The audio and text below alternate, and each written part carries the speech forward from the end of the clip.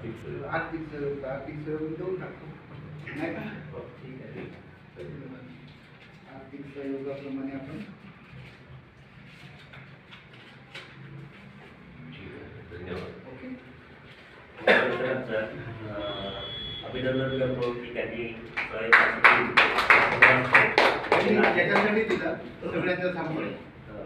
Actually मी कालच दिली असता, पण सर्वांच्या समोर याच्यासाठी दिलं की आपण समाजाला देणं लागते आणि आपण सर्वांनी द्यावं. जसे तुम्ही 10 रुपये वाचवा, 20 रुपये वाचवा, 50 रुपये वाचवा, पण ते समाजाला डोनेट करावं आणि त्यातून आपल्याला समाज बनवता येईल. महत्त्वाचं म्हणजे ज्या ज्या महामानवांनी आपल्याला या देशामध्ये सन्मान प्राप्त व्हावा यासाठी कार्य केलं, त्या सर्व महामानवांना त्यांच्या विचारावर विनम्र अभिवादन करतो. वावरे सरांनी सुद्धा 500 रुपये या ठिकाणी जनकल्याण निधी अर्पण केलेला आहे. मला वाटते मेश्राम सर आहेत, चंद्रशेखर मेश्राम सर, त्यांनी सुद्धा काल 1000 रुपये दिले.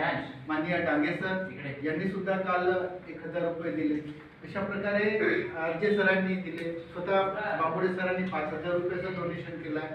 तर महत्त्वाचं म्हणजे आपण समाजाचं देणं लागतो, तर त्यासाठी म्हणून आपल्याला ही व्यवस्था आहे, तर आपण ते करावी.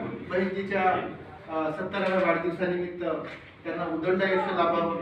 कारण एकदा एखादी व्यक्ती आपल्यातून चालला गेला तर तशा प्रकारची पर्सनॅलिटी, तशा प्रकारचं व्यक्तिमत्व पुन्हा निर्माण होत नाही. आता आपण जसं कांशीरामजीच्या बाबतीत विचार करतो, कांशीरामजी अगर आहे ना पुन्हा 5 वर्ष जगले असते ना, काय परिवर्तन झालं असतं असं आपण म्हणतो. पण कांशीरामजी नाही जगू शकत, आपणही नाही जगू शकत. बाबासाहेबांच्या बाबतीतही असं म्हणतो, अरे बाबासाहेब ना तो आहे ना 2 वर्ष जगायला पाहिजे, या देशात परिवर्तनच होऊन गेला असे म्हणतो.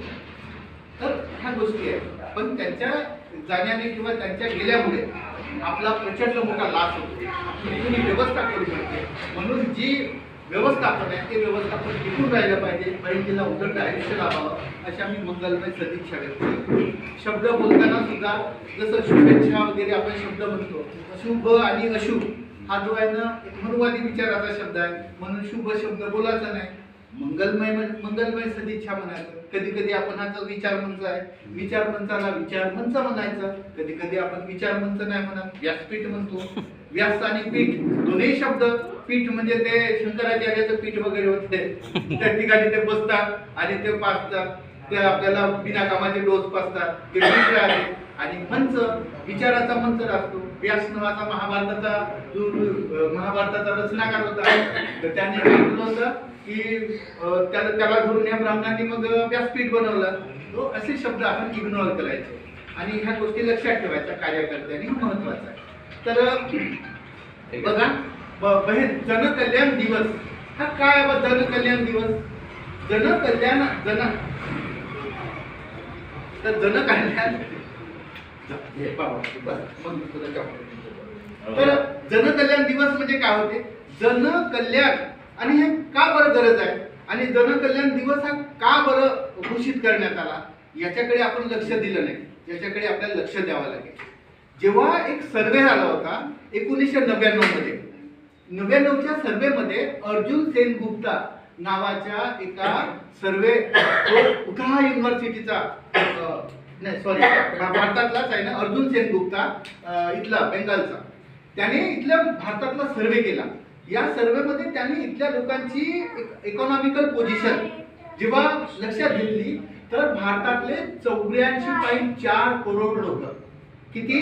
84.4 करोड. त्या काळामध्ये जेव्हा भारताची लोकसंख्या 120 करोड होती, त्यावेळेस भारतातले एवढे लोक हे बिलो बीपीएल मध्ये होते, बिलो पॉवर्टी लाईन, आणि त्यातल्या त्यात ते रियालिटी मध्ये होते.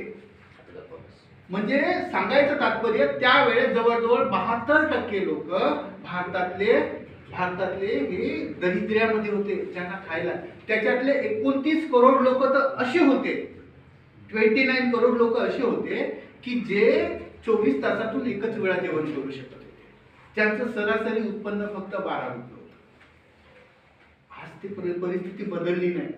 आजही गव्हर्नमेंटने डिक्लेअर केलेला आहे की देशातले 80 करोड लोक ज्यांना 5 रुपयाचं अनाज चालून आपल्याला या ठिकाणी पोसावं लागत आहे. चला एक पॉईंट, कोणत्या समाजाचे आहेत हे लोक? हे या बहुजन समाजाचेच लोक आहे. दुसरा एक पॉईंट, आम्ही नागपूरला गेलो होतो मागे. नागपूरला आहे ना G20 ची शिखर परिषद होती. G20 ची शिखर परिषद होती. तिथले जे गरीब लोक जे होते, ते गरीब लोक जे होते किंवा रस्त्यावर जे लोक होते, त्या लोकांना 3 महिन्यासाठी शहर बंदी केली होती. 3 महिन्यासाठी शहरामध्ये यायचं नाही. दुसरं, झोपडपट्टी एरिया होता, अशा हिरव्यावाल्या मॅट लावून त्यांना झाकून ठेवण्यात आलं. गुजरातची परिस्थिती आहे. गुजरातची ना, इथली नागपूरची G20 परिषद. मोदी आले होते. तर ही पोझिशन का निर्माण व्हावी, हे या देशातलं वास्तव चित्रण आहे. आणि या लोकांचं कोणताही हक्क आणि अधिकारासाठी या देशातली कोणतीही व्यवस्था काम करत नाही. त्यावेळेस आपल्याला जनकल्याण नावाचा हा कार्यक्रम डिक्लेअर करावा. भारतातल्या एज्युकेशन सिस्टम्स हळूहळू कोलॅप्स होत आहेत. शिक्षण व्यवस्था बंद करण्यात येत आहे. संविधानाच्या आर्टिकल 46 मध्ये 46 मध्ये संविधानाच्या आर्टिकल 46 मध्ये स्पष्ट नमूद आहे. काय नमूद आहे? ज्या गावामध्ये किंवा ज्या ठिकाणी अनुसूचित जातीचे लोक आहेत, ज्या ठिकाणी अनुसूचित जमातीचे लोक आहेत किंवा मागासवर्ग लोक आहेत, त्या ठिकाणी सरकारने शाळा ओपन कराव्या आणि त्यांना वास्तविक एज्युकेशन द्यावं, शिक्षण द्यावं. ही संविधानिक तरतूद हळूहळू नष्ट करण्यात येत आहे. भारताचा जो हंगर इंडेक्स आला, इंटरनॅशनल हंगर इंडेक्स आला, म्हणजे एक इंडेक्स म्हणजे काय होतो तो आलेख, त्याच्यामध्ये 125 देशाचा सर्वे झाला. या 125 देशाच्या सर्वे मध्ये भारताचा 111वा नंबर आहे.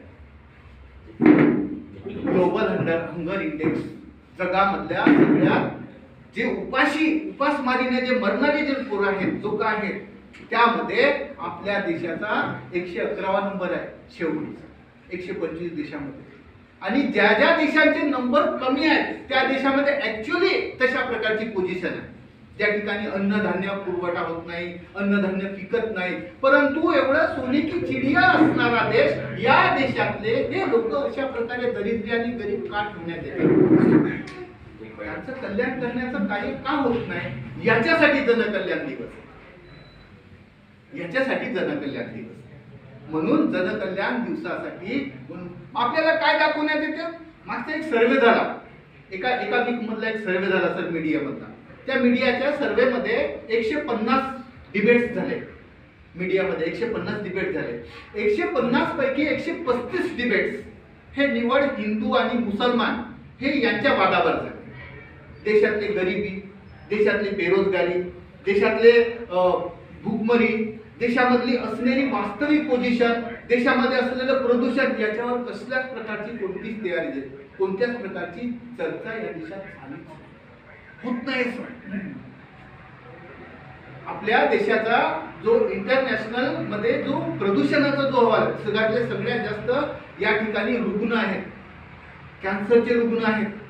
काय या देशाचा जो इंटरनॅशनल जो सर्वे झाला, आंतरराष्ट्रीय जो स्वच्छतेचा सर्वे झाला, या स्वच्छतेच्या सर्वेमध्ये 180 देशाची पूर्ण जगामध्ये पाहणी करण्यात आली की कोणता देश स्वच्छ आहे.